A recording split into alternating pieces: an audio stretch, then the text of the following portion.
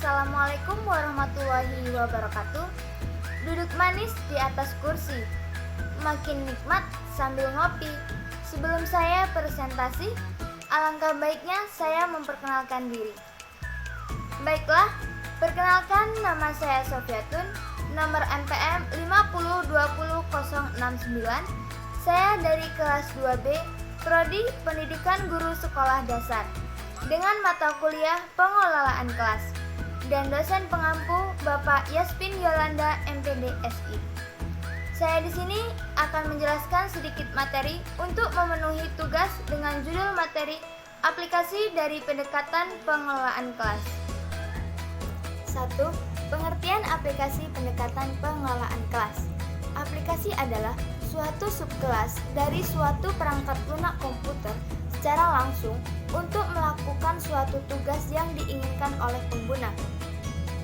Pengelolaan ialah penyelenggaraan atau pengurusan agar suatu yang dikelola dapat berjalan dengan lancar, efisien, dan efektif.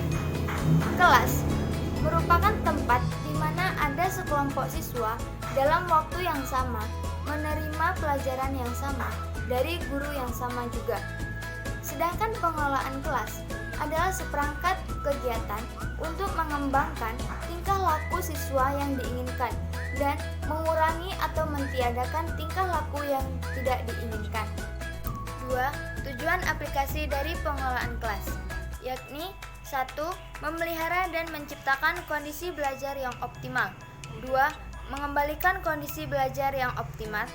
Ketiga, menyadari kebutuhan peserta didik. Keempat, merespon secara aktif perilaku peserta didiknya. Yang kelima, mengembangkan peserta didik agar bertanggung jawab dan dapat dipercaya terhadap tingkah lakunya. 3. Macam-macam pendekatan dalam pengelolaan kelas. A. Pendekatan kekuasaan, yakni tanpa adanya suatu ketaatan siswa pada suatu aturan yang telah dibuat oleh gurunya. B. Pendekatan keseimbangan peran. Pendekatan ini dapat dimulai dengan membuat secara bersama sebuah peraturan dan tata tertib pada sebuah kelas antara guru dan muridnya. C. Pendekatan pengajaran. Pendekatan ini dilakukan seorang guru pada saat proses pembelajaran berlangsung. D. Pendekatan suasana emosi dan sosial. Dalam pembelajaran, sangat berpengaruh terhadap proses pembelajaran siswa bahwa tanpa belajar, tanpa keterbitan emosional dan kegiatan saraf atau mengaktifkan siswa secara mental. 4. Pendekatan yang sering diimplementasikan dalam pengelolaan kelas. Yang pertama, pendekatan pengajaran. Pendekatan ini didasarkan atas suatu anggapan bahwa suatu perancangan dan pelaksanaan akan mencegah munculnya tingkah laku peserta didik dan memecahkan masalah. Yang kedua, pendekatan suasana, emosi, dan hubungan sosial. Pendekatan pengelolaan kelas berdasarkan suasana, perasaan, dan emosional di dalam kelas sebagai sekelompok individu cenderung dalam pandangan psikologi klinis dan konseling.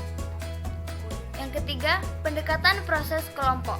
Pengelolaan kelas diartikan sebagai suatu proses untuk menciptakan kelas sebagai suatu sistem sosial di mana proses pengelompokan merupakan yang utama.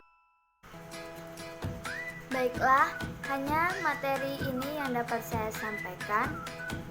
Saya ada pantun. Membangun masjid di tanah wakaf, masjid yang indah dan juga bersih. Kurang dan lebihnya saya mohon maaf. Cukup sekian dan terima kasih. Saya akhiri. Wassalamualaikum warahmatullahi wabarakatuh.